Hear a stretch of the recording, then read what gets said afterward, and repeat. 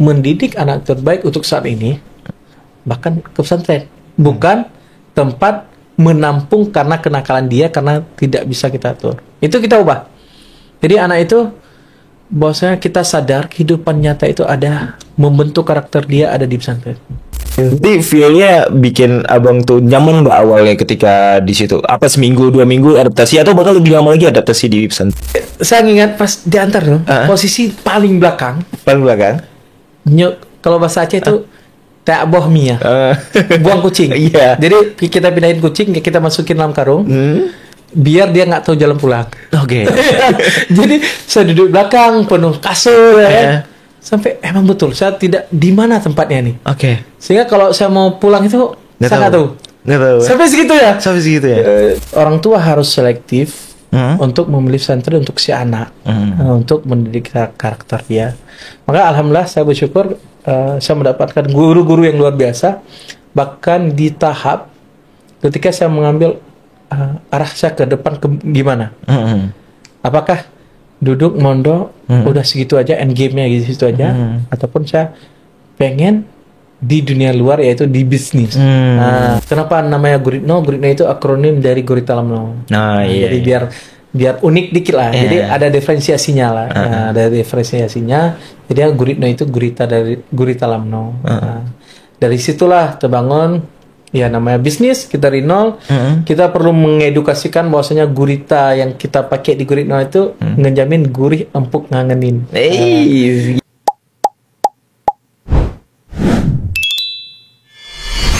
Furkan Plus. Assalamualaikum Furkaners. Karena kebetulan hari ini hari santri, kita bakal ngobrolin tentang santri bersama dengan narasumber kita. Tapi sebelum itu, saya Tamlika Muhammad Nasir yang akan pandu podcast kali ini. Kita bakal lebih eksplor lebih dalam lagi dunia santri. Memang ada apa sih dengan dunia santri? Di depan saya udah ada narasumber kita. Wah, ini Bang Rizky Fadil ya. Bang Rizky Fadli. Ini adalah owner dari Mi Guritno. Dan kebetulan juga beliau adalah alumni salah satu pesantren yang ada di Aceh. Kali ini kita bukan membongkar dari resep Mi Guritno ya. Atau minta diskonan. Tapi kita bakal lebih dalam lagi ngebahas pesantren dan santri. Gimana kabarnya Bang Rizky? Alhamdulillah sehat, Bang Tam ya. Ini jauh-jauh dari Mi Guritno ke sini, Bang. Ya. Pada tahu kan dari mana gitu. Kalau kondisi sekarang gimana, Bang? Sehat alhamdulillah. Alhamdulillah sehat. Mungkin walaupun perubahan cuaca. Oh iya, betul. Aman sih. Banda Aceh lagi nggak nentu cuacanya. Ya. Wah, mati-mati lampu juga. Mati-mati lampu juga ya. Oke, hari ini karena kebetulan hari santri, Bang. Kita bakal ngobrolin tentang santri pastinya. Dan tadi juga shock agak, ini alumni pesantren owner Mi Guritno ternyata. Selama ini banyak yang nggak tahu. Selama ini banyak yang nggak tahu. Selama ini banyak kayak, ini yang punya Mi Guritno adalah pengusaha besar, yang punya bla bla bla segala macam. Rupanya alumni pesantren. Gokil Bang ya. Kita 1920 sama Bung Lon. Bisa kemana aja. Jadi kita masuk gitu. Bisa masuk kemana aja. Wah, ini salah satu yang bikin mungkin orang yang nonton ya, Furkanis yang nonton ini bakal emang iya ya? Nah, kita bakal bahas lebih detail lagi. Nah, kebetulan hari ini hari santri dan Abang juga seorang alumni santri. Bukan alumni, santri lebih tepatnya. Ya. Lebih tepatnya santri. Makna apa sih yang menjadikan santri itu buat Abang tuh lebih dalam lagi, atau memang ada terikat khusus dengan santri dan lain-lainnya? Ketika disebut santri, walaupun sekarang alhamdulillah sudah berkeluarga, sudah tidak di luar pesantren, tapi kita terasa tersebut, kayak termention gitu. Ada dimension karena jujur, walaupun kita sudah melalui langkah dari SD, SMP, SMA di fakultas, tapi terbentuk karakter kita, khususnya saya itu adalah di pesantren. Jadi kayak sampai kapanpun saya juga masih santri. Karena bagi saya itu santri itu bukan cuman mondok belajar, tapi santri itu bagi saya yang selalu identik dengan keilmuan, selalu haus dengan ilmu, mempraktekkan atau mengaplikasikan ilmu yang sudah ada, dalam artian kita harus jujur, adab, ya kan, itu sopan santun, dan kita harus selalu haus dengan keilmuan gitu. Itu makna santri bersama. Maka kalau sekarang saya santri, iya santri. Walaupun udah tidak lagi di pondok, tapi konstitusi yang ada di santri di pondok itu saya akan selalu bawa. Yang harus ya contohnya kedisiplinan, ya kan. Kayak dulu itu masih kayak harus jamaah itu harus nih harus jamaah. Kalau sekarang kita bertanggung jawab dengan diri sendiri gitu. Tadi kan pasti ada ngobrol nilai-nilai karakter ya. Dari disiplin, dari eksplor dan lain-lain. Nilai-nilai apa sih yang abang bisa dapatkan dari pesantren itu yang paling membentuk karakter abang dari dulu tuh yang pertama awal masuk sampai sekarang tuh jadi kayak gini? Nah, dulu mungkin saya merasa kayak pesantren itu tempat karantina. Jadi kayak kamu tuh kayak dan ini boleh jujur, boleh. Saya di keluarga itu termasuk yang agak tertinggal. Yang di mana saat kakak kandung saya itu dapat juara umum, abang juara umum ya kan di sekolahnya. Lah saya ini bandel ya kan. Kanan, kiri kita jalan ya kan. Jadi pokoknya kamu ketimbang gitu. Ini arahnya kemana? Udah kamu masuk rehabilitas aja lah. Kamu jadi bahasa lain kamu jadi ustadz aja lah ya kan, jadi ustadz. Jadi bukan begitu ustadz. Jadi tentunya ya kamu susah diatur nih, masuk. Nah, tapi dari situ saya bersyukur, alhamdulillah Tuhan memilih saya untuk mondok. Dan di pesantren itu saya melihat dengan kita yang udah seharian disiapin makanan, diatur dengan uang jajannya dan sebagainya udah kita atur, tapi di pesantren kita kayak harus survive. Yang pagi mau makan berarti harus masak. Nggak masak kita nggak makan. Baju nggak nyuci berarti kita pakai baju yang itu aja udah bau. Berarti tanggung jawab diri sendiri. Belum lagi kita melihat yang mungkin kalau misalnya di luar ataupun di luar pesantren kita anak orang kaya, kita circle orang kaya, tapi di pesantren kita satu warna. Mau kaya, mau miskin, mau anak yatim, anak dan tidak punya orang tua itu kita sama satu warna. Kita sama merasakan kayak kita sama-sama mencari ilmu, kita baju yang ini harta kita, sehingga dari situlah kita melihat bisa mensyukur dan menghargai yang lain. Mungkin itu yang tidak dirasakan karena kita contoh, misal kita di luar kita SMA yang mampu naik mobil, yang tidak mampu naik sepeda ataupun jalan kaki, sehingga gap itu terbangun.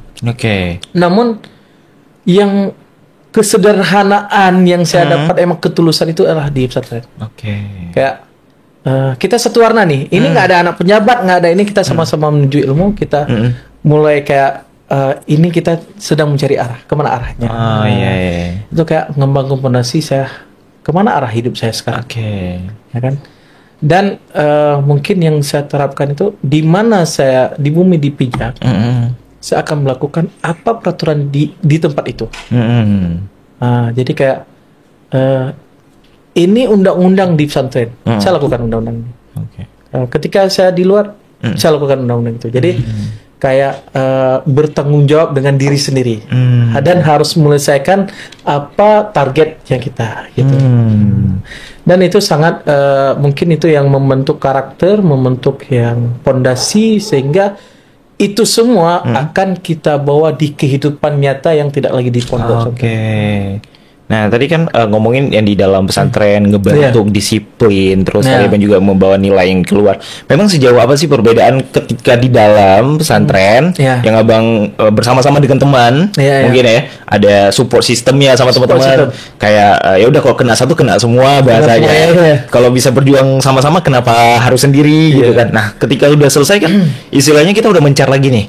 Udah welcome to the real life. Kita sendiri gitu, survive yang kita bawa ilmu di pesantren itu seberapa perbedaan, seberapa jauh sih bang struggle-nya ketika udah setelah dari pesantrennya?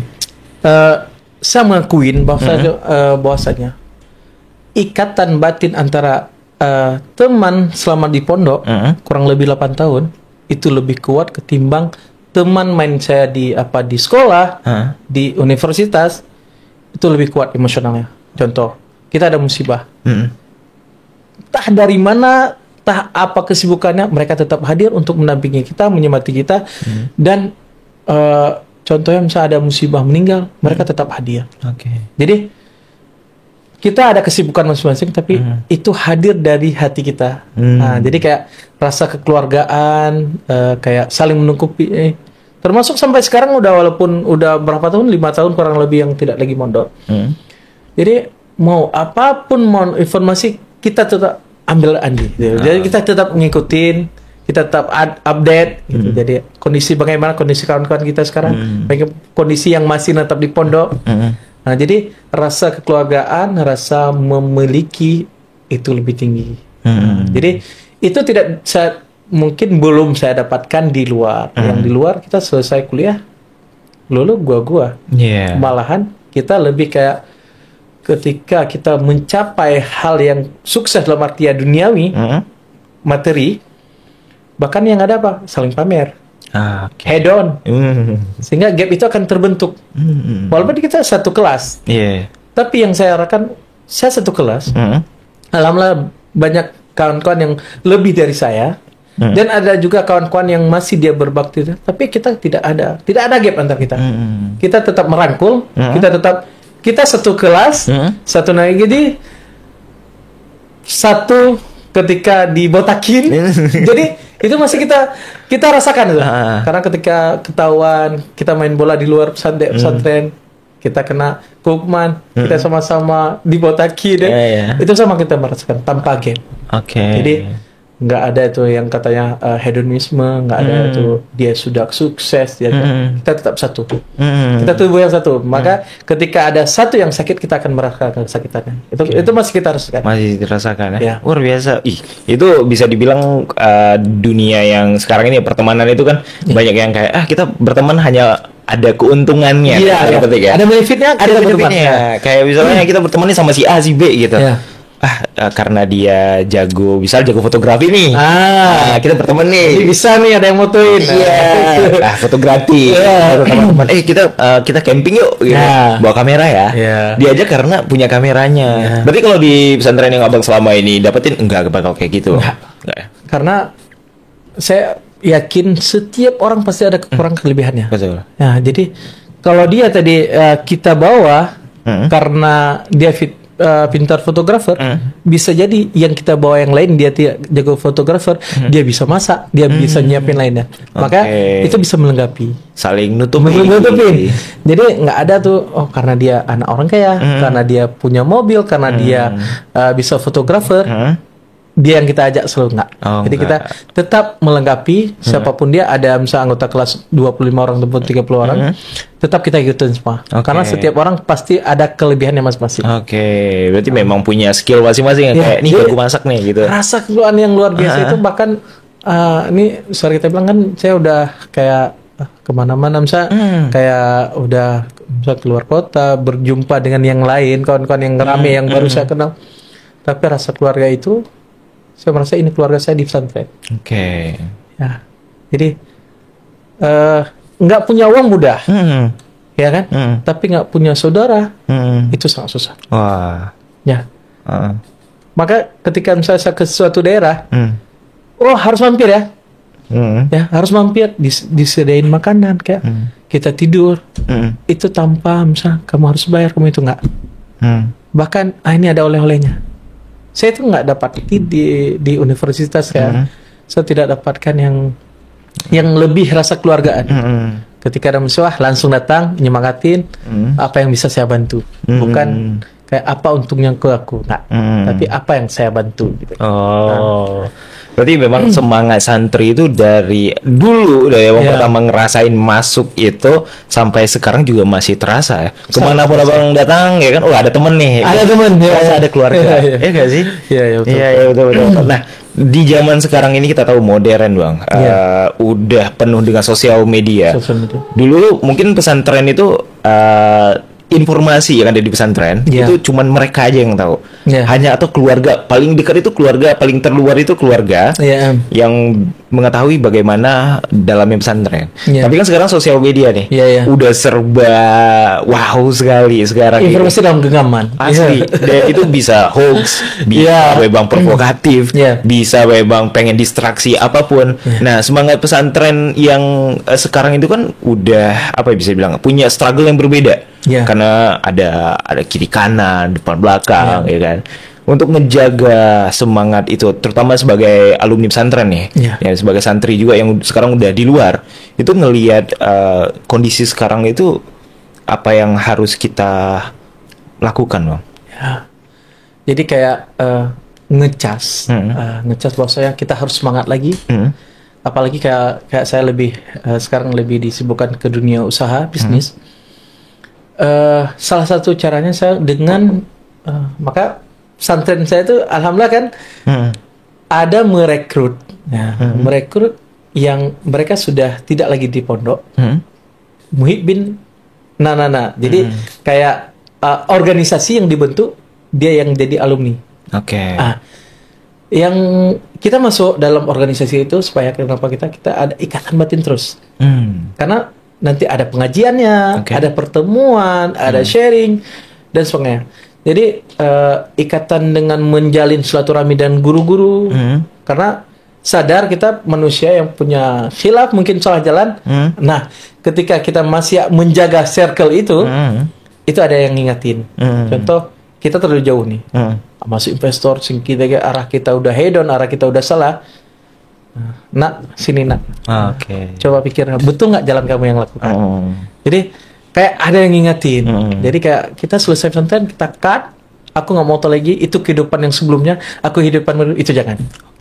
Kita harus ada spion, kita lihat ke belakang. Santri, apakah pantaskah santri melakukan hal demikian yang negatif? Itu sangat membantu untuk mengikat dalam artian tidak melakukan hal-hal yang tidak baik, maksiat kah, hal-hal yang dilarang lah kita. Itu dengan selalu menjaga silaturahmi, guru. Jadi tidak mengapa misalnya kita ini kan saya nggak pakai peci, nggak pakai sarung ya kan, tapi jiwa santri itu kita harus miliki dan kita harus selalu menjaga silaturahminya gitu. Nah, kalau kita ngelihat tadi di masa modern yang penuh dengan sosmed yang cukup gila bahasanya, tapi dulu-dulu itu juga ada stereotip di masyarakat ya. Entah bagaimana siapa yang memulainya nggak tahu, entah dari kapan dimulainya ini nggak tahu ya. Banyak orang tua tuh ketika menganggap anaknya nakal, bandel, batat, batu, itu langsung kayak diancam. Masuk pesantren nih. Itu jadi satu hal yang menakutkan bagi anak-anak zaman dulu ya. Sampai sekarang mungkin masih ya. Kayak udah nih kalau nakal masukin pesantren. Ini telepon pesantren. Pokok intinya pesantren itu jadi solusi bagi keluarga. Bagi anak, bagi keluarga nih ya. Rehabilitasi kita. Ini enggak sanggup masuk pesantren. Keluar dari situ berharapnya menjadi positif, berharapnya lebih kalem. Tapi malahan sebaliknya itu banyak terjadi ya. Ada 1-2 orang yang memang kayak gitu lebih nakal bahasanya. Ada juga memang betul-betul kayak tobat, bahasa rehabnya ya. Bahasa orang tua kita, ini anaknya udah baik alhamdulillah. Dia sholat dulu segala macam. Tapi ada juga yang memang lebih bandel lagi. Bahkan sesuatu yang nggak kita tahu di dunia dia lakukan gitu kayak. Mana tahu padahal itu terkurung bahasanya, terkunci itu. Stereotip ya. Memang dari dulu sampai sekarang tuh masih berkembang banget.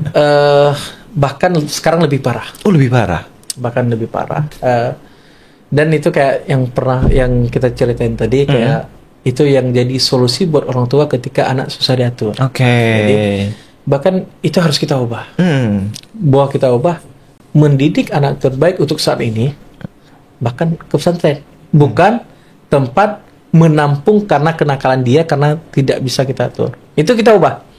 Jadi anak itu bahwasanya kita sadar kehidupan nyata itu ada membentuk karakter dia ada di pesantren. Bayangkan orang tua misalnya senang anaknya dia dititipkan tempat hafiz, anaknya tiap hari belajar, mendoakan orang tua ya kan, hafal Quran yang sangat mulia gitu kan. belajar ilmu fikihnya, belajar ilmu tauhidnya, kan dia dalami. Itu yang harus orang tua yang camkan. Anak saya ketika dia idam-idamkan saya dari kecil, dari dia masih 2 tahun. Nah, kamu ke depan harus belajar ya, kamu harus pesantren ya, kamu jadi hafid ya, kamu harus ngerti ilmu fikih, ilmu ketauhidan. Itu yang harusnya, bukan ketika yang sudah nakal. Ini nggak sanggup saya urusin lagi nih. Dia urusin sama Ustadz. Ustadz bukan anaknya, Ustadz bukan keponaannya, tapi malah kamu harus didik. Kita harus kayak, nih saya udah titip sama Ustadz harus buat anak saya menjadi lebih baik. Padahal kita udah susah. Makanya pernah saya baca, saya udah lupa bahwa 2 poin yang membuat anak itu menjadi sukses ataupun menjadi rusak. Yang pertama adalah dari lingkungan keluarga. Bagaimana orang tua itu mencontohkan kepada anak hal-hal yang baik. Seperti kayak, kamu harus sholat. Tapi itu lagi maghrib, orang tuanya lagi santai di luar. Nggak sholat. Nah, tapi lebih ke mencontohkan ke hal, keadaan, kondisi. Orang tua melakukan, baru anak. Jadi, emang madrasah pertama itu emang orang tua. Jadi, dari orang tua, maka bandel anak itu bukan dibentuk dari luar. Tapi dari rumah. Kita yang mengajarin dia, kita yang mengarahkan dia. Ini mungkin agak geser, tapi seperti fenomena sekarang yang anak 2 tahun, 3 tahun, saya merasa alhamdulillah anak saya udah mau 3 tahun. Dan saat ini alhamdulillah belum terkontaminasi dengan HP. Jadi saya mending anak saya jatuh naik sepeda, main ke kebun, panas-panasan, ya kan? Dia lebih kayak dunia alam ketimbang dia main HP. Apakah salah anak dia selalu main? Tidak. Kita kurang menyempatkan waktu kepada anak. Saya juga merasa bersalah ketika saya ada misalnya kayak ada kegiatan di luar daerah yang harus ninggalin walaupun seminggu, ya kan, 3 hari 4 hari. Saya merasa bersalah waktu saya tidak dengan anak.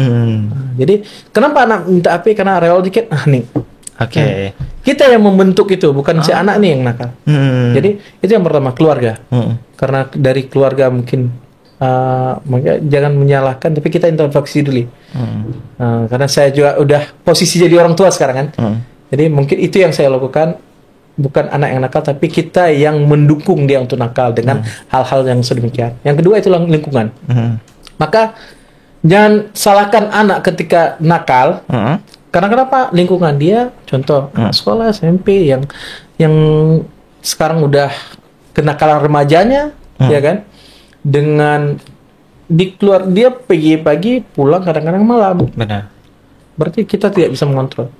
Otomatis bagaimanakah lingkungan? Circle dia, apakah circle dia emang ikut pengajian? Circle ketika azan ke masjid?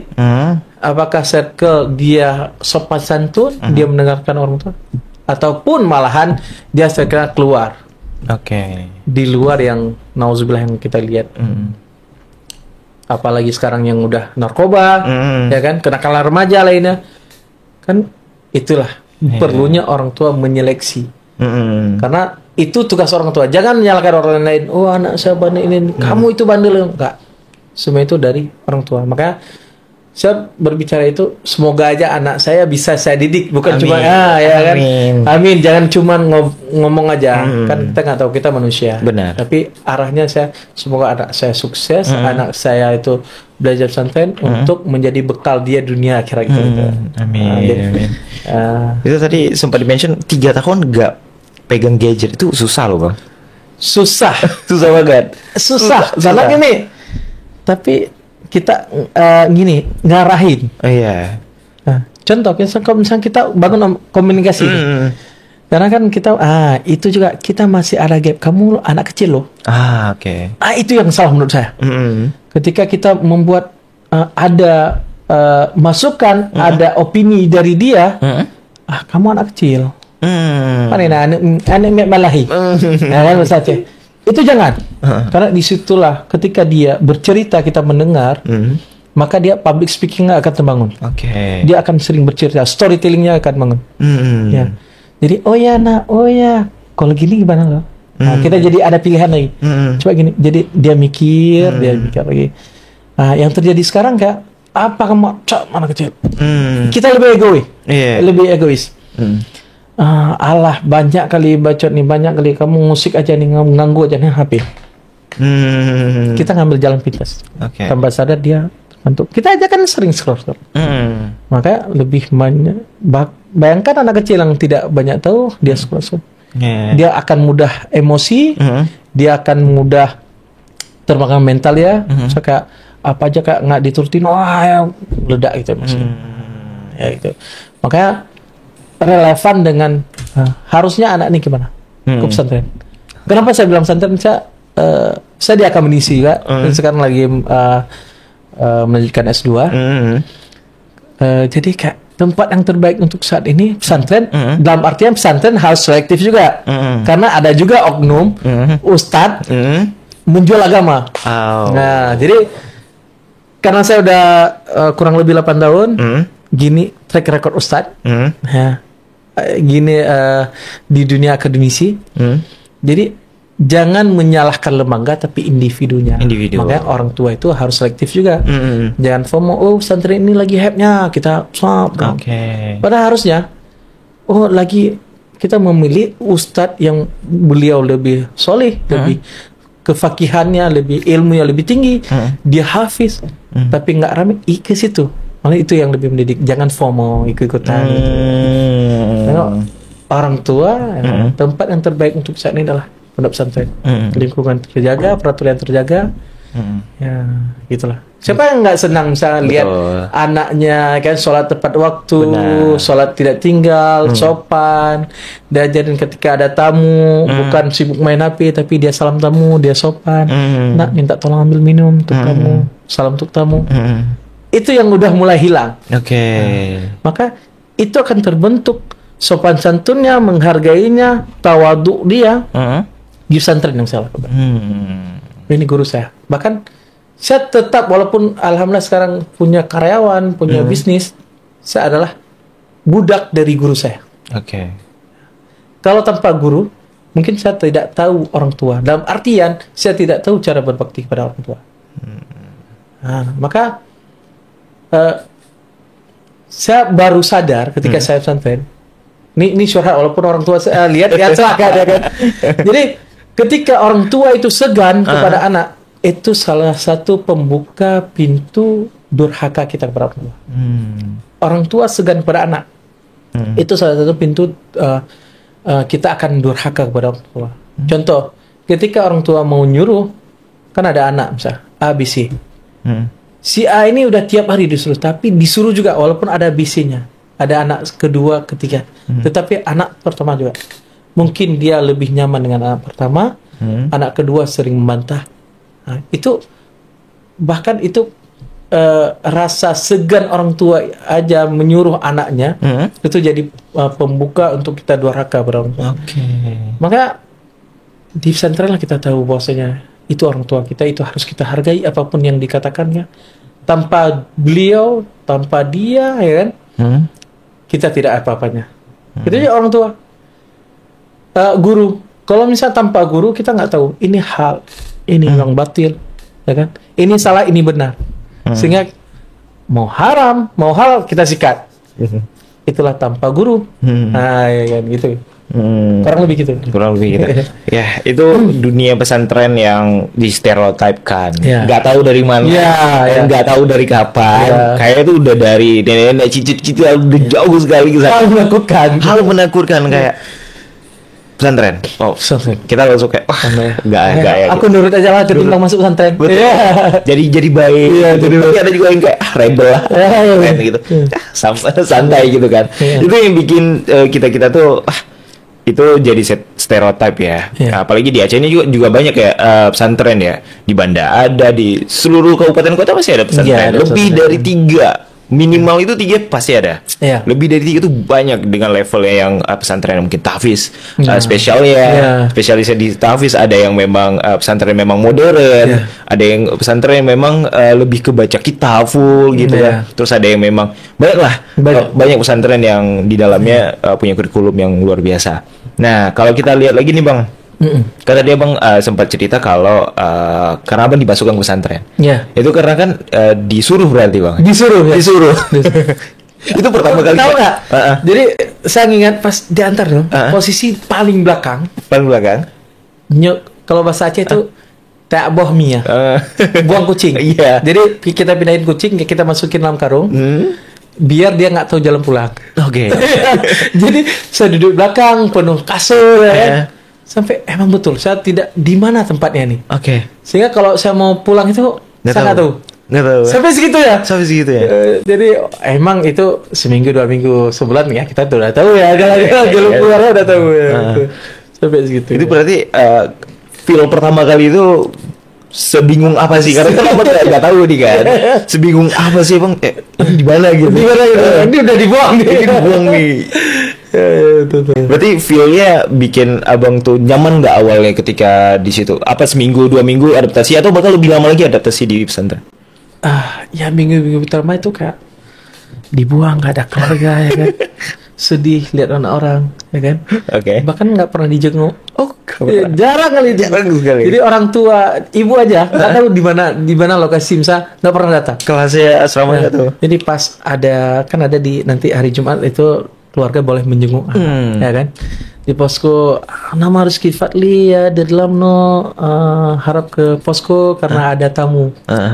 Itu nggak ada. Di saat orang lain dijenguk sama orang tuanya, kita kayak nyeduk sedih, gua dibuang nih kan.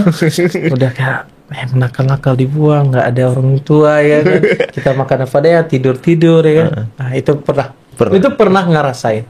Padahal itulah awal mulai terbentuk karakter. Oke.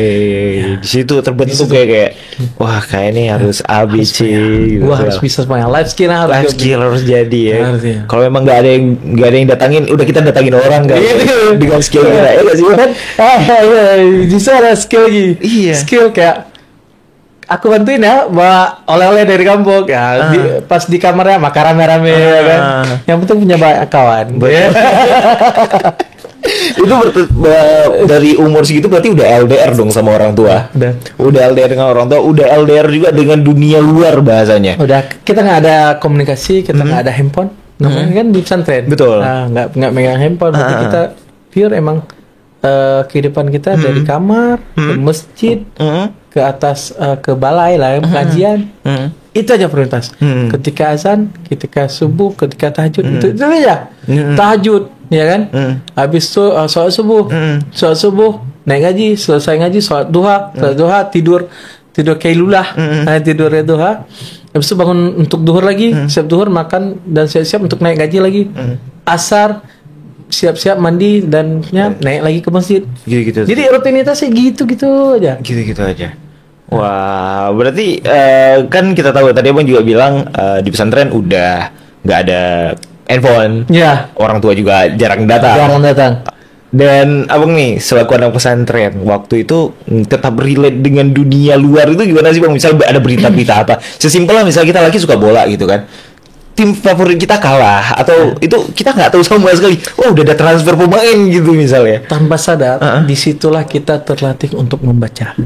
Oke. Handphone gampang informasinya. Benar. Yang penting ada internet. Yes. Tapi ini ada koran kita baca. Oke. Stop di kui. Apa nih informasinya? Oke. Kan kita ada mading. Betul. Ya itu kan di pesantren kita nggak pakai HP. Ini apa sih topik terkini? Oke. Itu ditempel. Ditempel.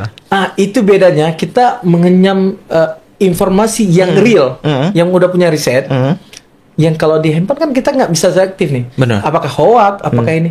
Disitulah kita terbentuk untuk lebih rajin membaca. Jadi walaupun tanpa handphone kita kayak informasi itu, ini ada bola nih ya kan kayak Indonesia lawan Irak ini. Jadi kita informasi itu dapat dari apapun ada tulisan kita baca. Oke. Ya kan? Karena kita harus informasi. Betul. Ini apa kejadian di luar nih? Kayak kita diheboh di pesantren, orang lain kayak tahu kayak scroll. Itu tidak berharga karena mudah didapatkan. Iya. Informasi itu. Betul. Tapi informasi itu kita gali karena keinginan dan karena kita mengriset itu lebih tertanam di benak kita, lebih menghargai. Makanya contoh, kita ada informasi skip. Iya. Kayak udah lupa aja gitu. Betul. Itu terasa. Betul. Kalau kebayang sih feel-nya misalnya satu koran nih untuk satu pesantren tuh biasa feel-nya gitu ya. Oh ya guys, saya baca. Itu dapat feel-nya. Karena kan jujur walaupun kita punya kitab, ya kan, Al-Quran emang digandeng, kan bosan itu ada. Betul. Nggak bisa baca Al-Quran, emang kita ada target. Bisa, ini harus tamat sekian, harus ini khatam lah kan hari ini. Tapi kan kita manusia ini kan nggak selalu megang ya kan. Itu ada hal-hal yang itu baca. Untuk refresh. Wah, kebayang sih serunya rame gitu kan. Wah, ini ada berita apa gitu. Kalau ada yang nggak update tuh merasa, kok aku nggak update ya? Tenang, di balai nanti update. Gua udah tahu informasi nih. Informasi harus cepat. Jadi apa ya bisa dibilang kayak informannya tuh ada di mana-mana ada. Gokil sih itu. Karena mikirnya dulu gitu kan, sempat punya keluarga lah yang di pesantren juga. Ketika ada sesuatu yang di luar itu dia lumayan kurang update. Kurang update. Jadi mikirnya apakah semuanya kayak gitu? Rupanya habit itu nggak berlaku juga di beberapa kategori. Misalnya yang suka sport, pasti dia bakal update gitu kan. Dia suka dengan sesuatu bolos. Dia bakal update dan lain-lainnya itu. Rupanya ada hobi-hobi orang yang memang nggak bakal ketinggalan gitu ya kan. Itu jadi seru juga kebayangnya. Tadi kan saya bilang bahwasanya tempat terbaik itu pesantren. Betul. Nah, itu juga orang tua harus selektif dalam memilih pesantren. Okay. Alhamdulillah karena gini, sesama pesantren itu ada juga kayak tadi ustadz yang jual agama. Kita kita belak-belakan bilang ustadz jual agama. Dalam artian yang kayak tadi ustadz harusnya kan hal kebaikan yang disalurkan berdasarkan keilmuannya. Tapi bahkan ilmu itu sesuai nafsu dia dengan dia mengharapkan keuntungan lain. Nah, itu ada juga. Maka orang tua harus selektif untuk memilih pesantren untuk si anak, untuk mendidik karakter dia. Maka alhamdulillah saya bersyukur saya mendapatkan guru-guru yang luar biasa. Bahkan di tahap ketika saya mengambil arah saya ke depan gimana? Apakah duduk mondok udah segitu aja, end game-nya gitu aja, ataupun saya pengen di dunia luar yaitu di bisnis. Tapi apa yang dikatakan guru saya? Itu pilihanmu. Dan saya sangat teringat bahwasanya kita tidak boleh fanatik kepada orang lain, tapi lihatlah kebenarannya. Karena kebanyakan kita bahkan gap antara satu pesantren dengan pesantren lain.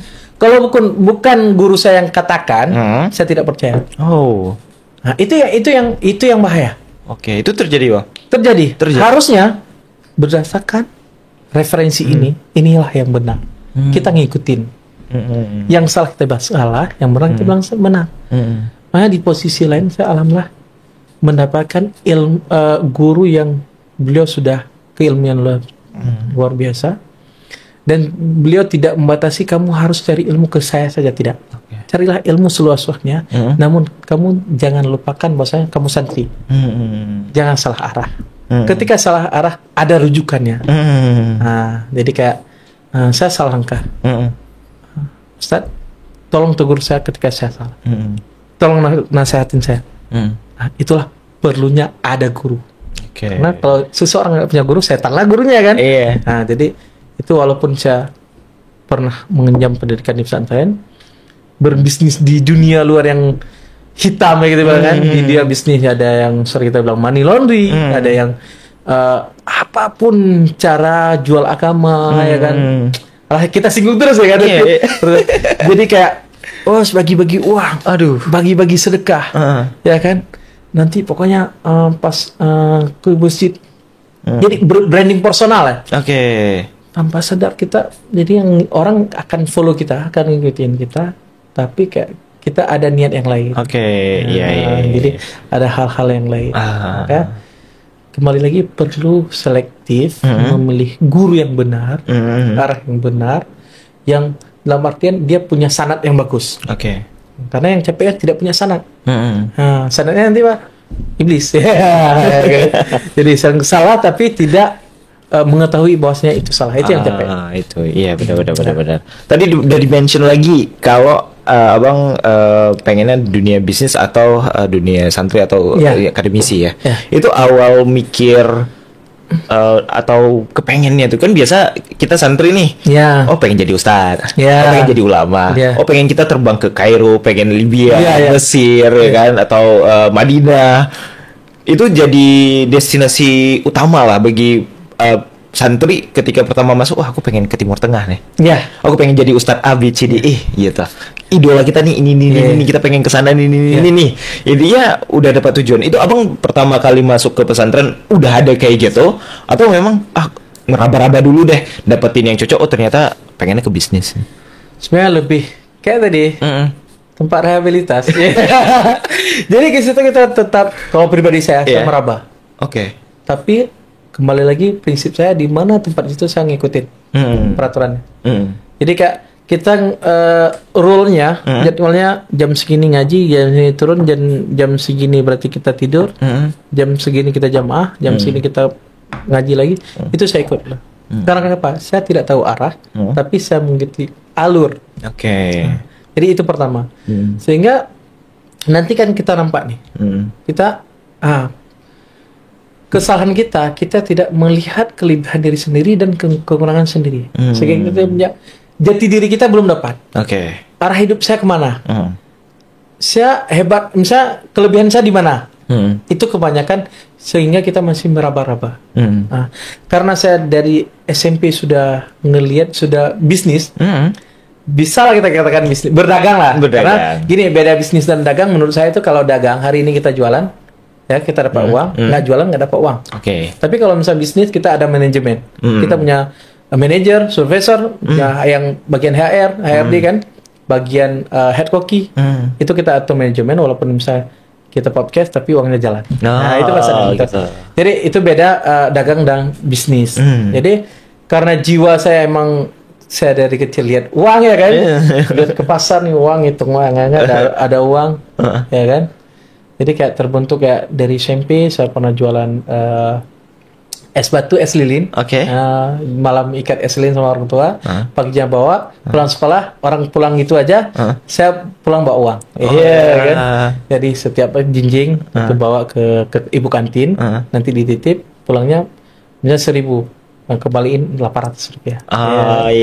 Jadi dari situ terbentuk kita megang uang, jual marcun, cabai, jual aksesoris, jual fashion, baju kaftan, jual kopi juga sempat, dropship juga pernah, reseller, ya kan. Jadi karena udah terbentuk gitu, jadi kayak berbisnis, tapi tanpa menyinggung ataupun yang dilarang secara agama. Karena tidak salah loh berbisnis. Masa sahabat aja mendukung untuk proses syiar itu berjalan dengan lancar dengan sahabat-sahabatnya, ya kan? Dibantu, misalnya ini Rasulullah, apa yang ada di Khadijah ya, apa yang ada di saya sumbangkan. Jadi itu harus balance. Kalau misal arahnya ini ngajar terus, dari mana untuk fasilitasnya? Dari mana untuk subsidinya lah kita bilang. Makanya kita harus dan alhamdulillah kayak tadi guru saya menanam mindset bahwasanya kalian harus lihat kebenaran, jangan fanatik. Tidak masalah kalian, dan tidak mendoktrin ketika kita lulus minimal 8 tahun itu harus buka pesantren. Kamu harus buka pesantren, kalau nggak kamu gagal. Itu nggak alhamdulillah. Sehingga bahkan dalam satu kampung yang kecil, desa, karena misalnya kita ada 5 dari pesantren, kita 5 harus bangun pesantren, itu salah. Karena kenapa? Tapi kenapa itu berpotensi untuk menjadi keributan. Contoh, kita satu desa nih, kecil. Ada 5 guru. Ketika santri ini ke guru B, kita akan marah. Murid kita berkurang. Itu bisa terjadi. Tapi yang bagusnya apa? Kalau niat kita untuk syiar agama, untuk membantu perjuangan Rasulullah, untuk membicarakan agama ini, kita support. Asalkan itu untuk syiar agama, itu untuk membantu perjalanan Rasulullah, untuk membicarakan agama, kita support. Kita mampu dari segi untuk pengajar, kita support pengajar. Kita dari segi materi, kita support dari segi materi. Itu saling melengkapi sehingga terbentuklah pesantren, yang mana pesantren itu terbentuk karena gotong royong kita. Bukan malahan menurut jadi kayak, oh ini lawan saya nih. Ini jadi apa bahasanya ya? Kompetitor kita. Kita harus bersaing. Tapi kita harus nyatu dalam tujuan yang sama, visi misi yang sama, misi agama. Jadi jangan dia lebih, dia tidak. Karena ustadz itu juga manusia. Benar. Akan iri dengki. Itu yang kita takutkan. Makanya ketika jadi santri itu, agama itu nggak, kunci surga itu nggak melulu di situ. Kebaikan. Kan kita nggak tahu dari segi kebaikan mana yang kita lakukan menjadi itu menjadi pintu surga kan. Benar. Itu dia. Nah, abang juga udah bisnis tadi dan segala macam itu tadi abang ngeraba-raba. Iya. Ngeraba-raba juga udah dapat lah pengalaman di SMP. Dan banyak tadi ya, dropship, reseller. Pasti udah dapat mental bisnisnya secara nggak langsung kan. Terus pertama kali mulai bisnis ini emang langsung Minggu Ritno ini atau memang ada dulu nih sebelum Minggu Ritno ini? Itulah kembali lagi ketika saya kan di pesantren udah lumayan 8 tahun. Benar. Mungkin COVID adalah jalan pertama ya kan.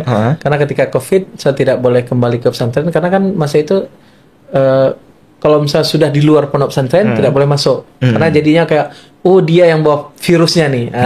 Jadi karena situ kita di kampung kayak gua harus ngapain nih? Gua harus ngapain. Jadi disitulah gue harus survive, gue harus menghasilkan uang, gue harus ada kerjaan. Bangunlah usaha dari pernah berjualan gitu, bangun usaha. Dan Minggu Ritno itu sebelumnya belum dirancang. Kalau bisa, saya hebat, saya punya strategi, saya punya formulanya, itu tidak. Murni kayak karena gue nggak ada kerjaan, gue orang bodong, nggak bisa, walaupun saya sekarang S2 kan. Saya harus ngikutin, harus CPNS, harus ini, baru saya saya yakin bahwa rezeki itu bukan cuma di PNS. Allah itu melimpahkan rahmat, melimpahkan rezeki itu bukan dari satu sisi. Maka kita harus sisi mana yang rezeki yang kita dapat. Maka kebodohan saya itu menjadi pemantik ataupun pemacu bahwasanya saya harus berusaha lebih dari orang lain. Makanya setelah saya usaha, setelah saya berbicara packaging kopi, kan itu kopi, timbullah gurita sebenarnya. Gurita belum ada yang berbisnis di gurita menjadi topping mie Aceh. Jadi kalau biasa mainstreamnya kan udang, mie, cumi dan sebagainya. Sekarang ada topik baru yaitu gurita. Kenapa namanya Guritno? Guritno itu akronim dari Gurita Lamno. Jadi biar unik dikit lah. Jadi ada diferensiasinya lah. Ada diferensiasinya. Jadi Guritno itu gurita dari Gurita Lamno. Dari situlah terbangun ya namanya bisnis, kita dari nol. Kita perlu mengedukasikan bahwasanya gurita yang kita pakai di Guritno itu ngejamin gurih, empuk, ngangenin. Gitu ya. Yang jadinya gurita tuh mindset itu kan kayak alot. Betul. Ya kan? Kayak karet ban. Ini kayak karet ban ya kan. Habis itu yang cuma bisa diolah dijemur, ya kan, dijemur di jalan kayak di Luk Sudu. Betul. Tapi Guritno itu membawa hal yang beda. Dia menjadi jadi topping mie yang lezat, yang dia udah gurih, udah empuk tanpa alot lagi, dan dia ngangenin. Telom-lom, meriwang-lom. Jadi itu yang kita. Jadi proses itu apakah kan kita Lamno itu kayak jauh dari kota, dari kota. Tapi kenapa bisa alhamdulillah sekarang di kota, setidaknya saya yakin 70% masyarakat Aceh mulai tahu ada di dunia ini mie Guritno gitu. Itu Aceh. Jadi alhamdulillah bisa bersaing ataupun mempunyai bisa bersaing lah di kota, walaupun dari pinggiran kota di Lamno jauh sih desa. Jadi murni bisnis itu mungkin kita belum mendapatkan feel-nya di situ. Teruslah berusaha, teruslah mencari, belajar. Karena saya kenapa mudah untuk bercerita? Karena saya mengalaminya. Karena saya pernah survive, pernah jatuh bangun, rugi, hilang, ya sampai berjanji ini saya nggak bakalan ngadu lagi sama orang tua. Karena ketika ngadu sama orang tua, kajet KPU punya. Ya, tes PNS, tes polisi. Tapi mungkin rezeki saya bukan di situ. Saya harus survive. Nah, alhamdulillah dengan berkat orang tua juga, support orang tua, dengan support orang ayah yang menekan kajak kapio itu menjadi kayak gua harus sukses, gua harus buktiin ini. Jadi harus ya, jangan alasan nggak ada modal, itu bukan mental bonus. Semua punya modal. Logikanya orang yang punya modal tapi dia tidak berbisnis. Orang tuanya kaya, dia diwariskan 5 miliar. Apakah dia bisa langsung buka bisnis? Tidak. Kalau jiwa entrepreneurnya dia terbentuk. Karena dunia bisnis itu luar biasa. Jadi ada yang jujur, nggak jujur ya. Jadi ada ditipunya. Jadi kalau kita tidak siap mental di situ, kita selalu menyalahkan orang lain. Ya. Itu sering terjadi lah ya. Oke, terima kasih. Oke Bang, ini ada Q&A dari netizen. Tadi kita udah ngobrolin tentang pesantren cukup banyak ya. Kayak kita pengen gali lebih dalam lagi, tapi pertanyaan netizen seperti menarik. Deg-degan juga. Jadi ada beberapa ya. Coba kita lihat dulu ya. Nah, jadi Bang, nanti kita bakal bahas ini di beberapa pertanyaan. Ada ini pertanyaannya mau yang susah atau yang mudah Bang? Bagusnya nggak usah. Udah dibikin dong. Oke, ini pertanyaan yang pertama. Panjang ini. Betul-betul panjang. Ini lebih ke bisnis Bang. Pertanyaannya. Nah, dalam merekrut karyawan, lebih baik merekrut karyawan dengan kuantitas banyak tapi gaji nggak tinggi, atau merekrut karyawan sedikit dengan kualitas yang tinggi disertai gaji yang tinggi juga. Sebagai owner bisnis. Kalau berbicara soal gaji itu relatif. Jadi gini, saya merekrut itu lebih melihat, kalau dulu itu saya kan misalnya di bidang apa dia profesionalnya kita rekrut. Tapi makin kesini kita lihat dia lebih egois. Kita kan misalnya profesional. Katakanlah nominalnya 5 juta. Benar. Dia udah mengerti, udah nih. Tapi yang terjadi di lapangan, keegoisan dia tinggi. Dia merasa udah pintar, dia udah profesional, sehingga ada SOP ataupun job desk yang kita terapkan itu dia tidak ikutin karena dia merasa profesional. Jadi kok sekarang kayak tadi, tidak ada orang yang bodoh. Tidak ada orang yang malas, orang yang tidak beradaptasi dengan lingkungan. Jadi ketika kita rekrut, kita ada interview, kita lihat semangat dia. Soal nominal gaji, saya bahkan di warung Guritno itu ingin dia pertama kerja, tapi suatu saat aku ingin berpartner. Kita maju bareng-bareng. Makanya ada regenerasi dan ada semacam jangka panjangnya. Contoh, dia posisi pertama waiter.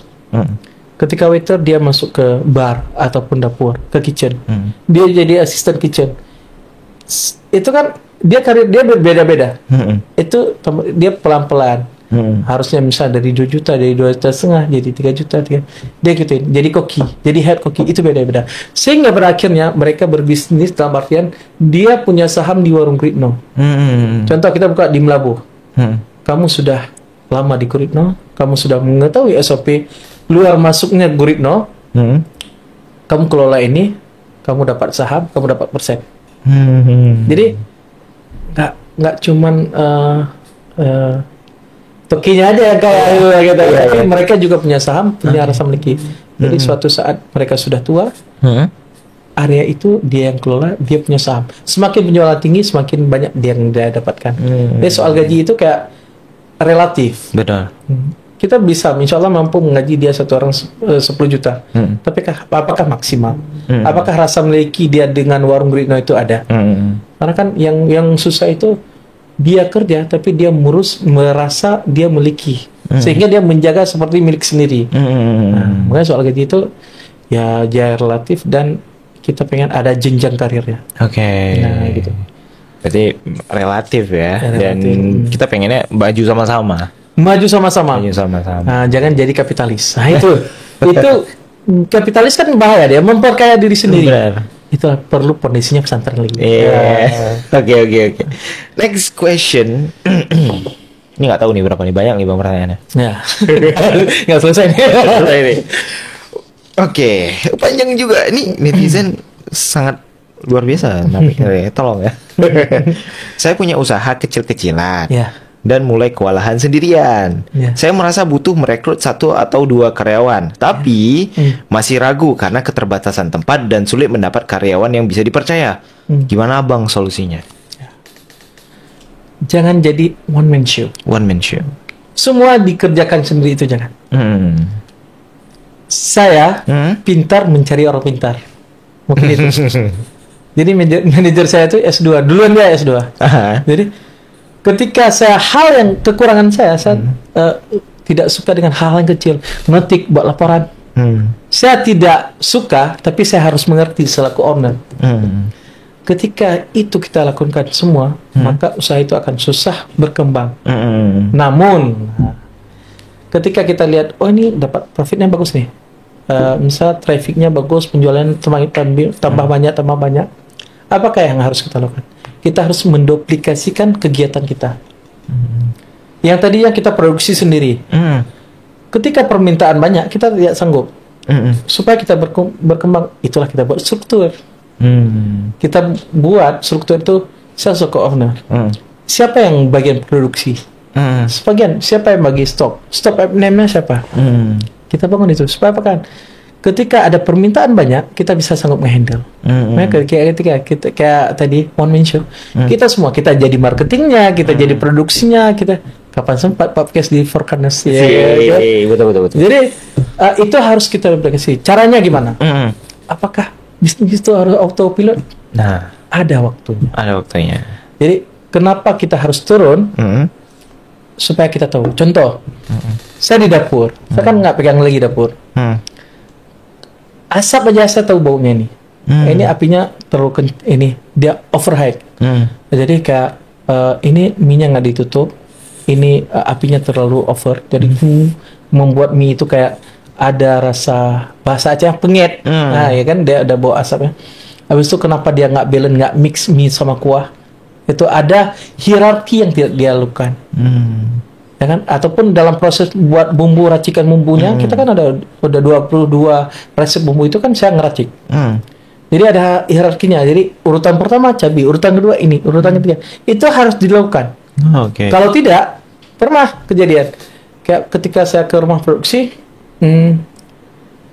Bu, kan ibu-ibu tuh. Minta maaf Bu, ini kayaknya ada yang salah nih. Ketika itu ada yang kurang. Ibu masukin semuanya sekalian ya. Karena itu akan merubah dari rasa, dari warna dan sebagainya. Gitu. Dari mana tuh? Karena saya pernah di posisi itu. Kenapa kelebihannya kita ada di posisi itu? Yang pertama kita bisa menghargai, tidak melulu menghakimi karyawan kita, dan kita tidak bisa memposisikan dia sama dengan kita. Mungkin dia orang baru, dia tidak melihat area kitchen itu sering marah-marah, nggak pernah lihat. Jadi kita edukasi. Kita lebih bisa menghargai, kita tahu di mana errornya. Nah, jadi kayak kembali kayak tadi lagi, jangan sampai one man show, duplikasikan. Pertama ajari, setelah ajari kontrol. Ketika dikontrol, buat laporan. Jadi terbiasa, jadi habitnya.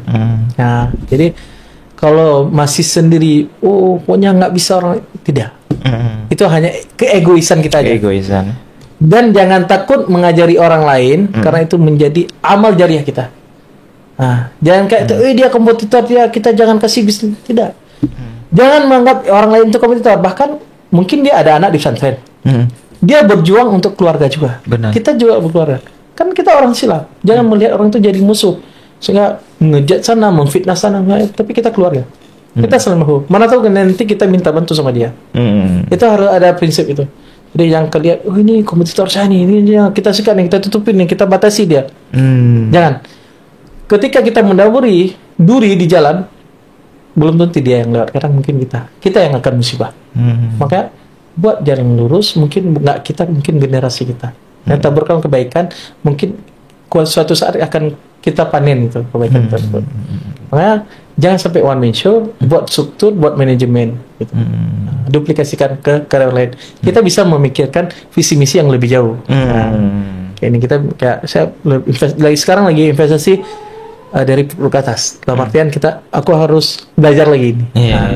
Kan owner ya. Jadi kita mikir strategi lain lagi. Jadi biar yang ada job desk-nya kayak tadi yang rumah produksi pikir rumah produksi, yang keuangan, yang marketing. Gitu. Betul. Disesuaikan ya. Disesuaikan. Oke, next question. Nggak selesai nih. Banyak nih bang. Udah kayak UN ini. Oke, ini masih bisnis lagi. Panjang juga. Jatuh bangun, susah senang dalam perjalanan bisnis ini pasti ada. Gimana sih bang cara menyikapi posisi ini ketika sedang berjaya atau lancar dan ketika lagi rugi atau ngalamin kesulitan? Ya, namanya pembisnis. Kenapa tidak ramai pembisnis? Karena rule itu mungkin tidak dijalani. Jatuh bangun. Karena saya lebih banyak emang kita laki ini harus ada waktu untuk menyendiri. Ketika ada misalnya contoh kita ditipu. Saya pernah kayak kan berita kan. Pernah yang udah kawan, udah sering nih langganan, tapi dia nipu satu fiber. Itu sampai nominal berapa puluh juta kan. Tapi apa yang ada di benak saya? Bukan salah dia. Tapi quality control saya kurang. Saya terlalu percaya. Bisnis itu tidak boleh terlalu percaya. Jadi solusinya apa? Ketika saya ada transaksi, saya harus ngutus orang lain untuk ngecek apakah kualitasnya bagus, apakah barang bagus. Berarti saya harus memperbanyak lagi quality controlnya. Jadi ketika kita jatuh, itu pasti ada hal nih, ada salah. Mungkin saya menghambat usaha orang lain. Mungkin hubungan saya dengan orang tua salah. Mungkin Tuhan mulai cemburu, kita terus sibuk dengan bisnis. Makanya kita harus introspeksi. Itulah fondasi yang juga ditanam di pesantren. Ya, karena dengan ada itu kita tahu arah jalan pulang, maksudnya. Kita drop. Kan ada juga yang kawan-kawan ketika drop dia ke klub mencari ketenangan, walaupun itu jadi masalah lagi, ya kan? Yang jalan yang salah. Jadi itulah perlunya fondasi. Kayak saya nanti lagi fondasi. Karena apapun bisnisnya, apapun arah kehidupan kita, kalau nggak ada fondasi ini kita nggak tahu arah jalan pulang. Makanya kayak tadi jatuh bangun pasti. Pilihlah circle. Mungkin saya seperti ini, alhamdulillah Allah mengutuskan circle yang bangar, yang selalu positif. Kayak merasa semakin bodoh. Padahal mungkin satu sisi circle kita sudah semakin tinggi. Pencepatan, jadi kita membandingkan bukan yang di daerah lagi, tapi membandingkan ke nasional. Kayak merasa tertinggal. Karena kenapa? Karena kita role model kita lebih tinggi. Nah, soal role model kita yang salah. Makanya saya prinsip tidak suka melihat negara maju. Tapi sukanya dan berharap dengan negara mandiri. Ketika yang disebutkan negara yang maju sekarang, kita role model ke Amerika. Role modelnya udah Barat. Dari udah berubah, dari fashionnya, dari pakaiannya, dari kehidupan yang lulu gua banyak hal. Jadi saya berharap Indonesia itu negeri mandiri. Rahmatan alamin lah gitu ya. Jadi kembali lagi kayak tadi, jatuh bangun pasti ada. Itulah PR-nya, itulah survive-nya. Disitulah serunya. Disitulah bumbunya. Jangan stres. Stres itu akibat keimanannya kurang. Ibadahnya kurang. Oke, ini last question bang. Last question. Selanjutnya. Oh, ini pendek gini. Tapi ada chestnya. Banyak nih. Ini bisnis lagi nih. Ini jadi masalah banyak orang. Ketika orang yang pengen memulai, kalau modalnya terbatas, bagian mana yang harus diutamain? Produkkah, marketingkah, atau SDM dulu? Terbatas. Berbicara terbatas seperti itu lagi. Belum tentu orang yang punya modal dia bisa langsung naik. Kayak punya modal 5 miliar dia bangun bisnis langsung naik, tidak. Kita sering mengkambing hitamkan modal. Bukan melihat sejauh mana gua sudah berusaha. Nah, karena gini juga, dia PNS, dia buka usaha. Tapi menganaktirikan usahanya. Dia jarang peduli. Sehingga bisnis saya tidak maju-maju.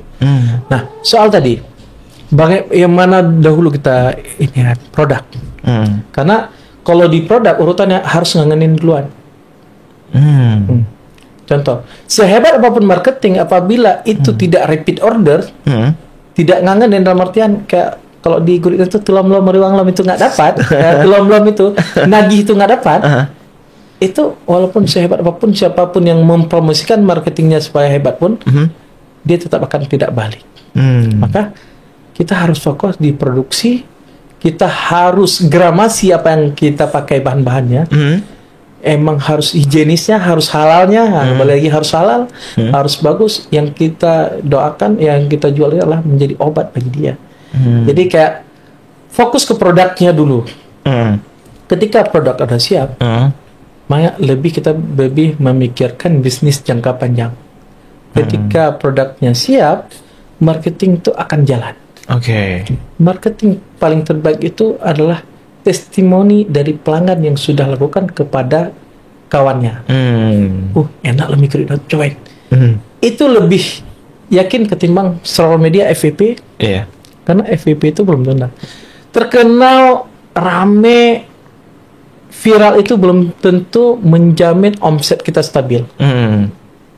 Viral, kesiapan produknya nggak siap, bahan bakunya kurang, SDM-nya kurang di training, fasilitasnya kurang, baby chair nggak ada. Kalau misalnya di restoran F&B kan, misalnya saya di restoran, pelayanan lambat, masakan lama, quality controlnya tidak ada, tamu nggak di open, itu menjadi bumerang. Ya, viral tidak menjadi omset yang stabil. Makanya bagusnya kembali lagi produk, siapkan produk. Produk udah terkunci, udah enak, baru SDM. Nanti ketika perlu lagi untuk membantu SM, baru kita cari SDM lagi. Ketika produknya siap, udah stoknya lebih banyak, baru kita merekrut tim untuk marketing lagi. Jangan duluan mengeluarkan budget untuk marketing, tapi produk yang tidak siap. Itu akan jadi bumerang. Rame, tapi kita tidak siap. Itu jadi bumerang. Mana aja algoritma nggak siap, dia nggak enak itu. Itu jadi bumerang. Iya betul. Ya. Lebih enak adem-adem aja, uang masuk, trafiknya bagus, nggak gini tapi pelan-pelan naik ya, pelan-pelan naik. Oke, itu dia 3 pertanyaan dari netizen yang udah diwakilin. Jadi bang, nggak terasa udah mau hampir habis. Nah itulah. Ini udah mau hampir habis. Padahal masih banyak. Jarang udah sekarang ngoceh. Saya sekarang lebih banyak mendengar. Lebih banyak mendengar. Tapi kali ini ngoceh banyak ya. Ngoceh banyak. Dulu dari pesantren, pengalaman pribadi, bisnisnya juga. Terakhir bang, mungkin ada yang ingin abang sampaikan kepada santri di luar sana yang bentar lagi mungkin lulus atau bentar lagi mau masuk ya kan. Ini gimana? Atau ada yang ingin disampaikan? Ini untuk Furkanes lah ya kan. Untuk Furkanes mungkin bagusnya dalam kehidupan ini pernah merasakan dunia santri, karena di situlah kita tahu bagaimana kita survive dalam kehidupan. Jadi santri, dan buat kamu yang sudah pernah nyantri, santri itu tetap identitas kita, tetap melekat di jiwa kita. Maka jangan cemarkan lembaga, jangan gara-gara kita lembaga kita akan jelek. Tapi kita jadi santri siap di semua kondisi. Kita siap, mau kondisi ini perlu jadi imam, kita harus siap. Perlu untuk berceramah, kita harus siap. Jadi tampilkan bahwasanya kita lebih daripada yang lain, kita punya ilmu. Jadi jangan membuat ketika kita tidak mampu membanggakan lembaga kita seorang santri, maka jangan lecehkan dia, jangan buat dia tercemar. Santri itu adalah tugas yang mulia, maka sebarkan kebaikan dari segala cara. Jadi berarti saya secara bisnis, saya berarti salurkan rezeki saya sisihkan untuk agama, misalnya untuk memperlancarkan syiar agama, begitu aja. Mau di mana posisikan, kamu tetap santri, mau kamu polisi, kamu itu lakukan hal kebaikan dan bedakan bahwasanya kita punya nanti tahu mana hak dan mana yang batil. Mungkin itu closingnya lah ya. Luar biasa, kita udah ngobrol cukup lama ini, berapa menit nih? Hampir 1 jam sudah. Hampir 1 jam kita ngobrol, gak terasa kita udah ngobrolin dari serunya pesantren, santri, terus bagaimana stereotip yang dibentuk masyarakat, dan sekarang juga kita udah melipir ya ke bisnis juga. Tadi udah dapat loh bocoran-bocoran. Kalau kita ambil kelas bisnis sudah mahal gitu. Gratis loh. Saya sering ikut lo mahal. Mahal ya? Modul itu sampai 3,5 juta. Wow. Itu 3 kali pertemuan. 3 kali pertemuan 3 juta. Di sini gratis loh. Modal kuota doang. Modal kuota doang. Dan di momen Hari Santri Nasional ini semoga kita bisa terus meneladani semangat santri ya, dan semangat belajar, berjuang, menjaga nilai-nilai kebaikan dimanapun kita berada. Buat kamu nih santri di seluruh Indonesia, di Aceh juga, di Provinsi Aceh, selamat Hari Santri Nasional, terus selamat inspirasi buat negeri. Saya Tamlika Muhammad Nasir selaku host. Assalamualaikum warahmatullahi wabarakatuh. Waalaikumsalam warahmatullahi wabarakatuh.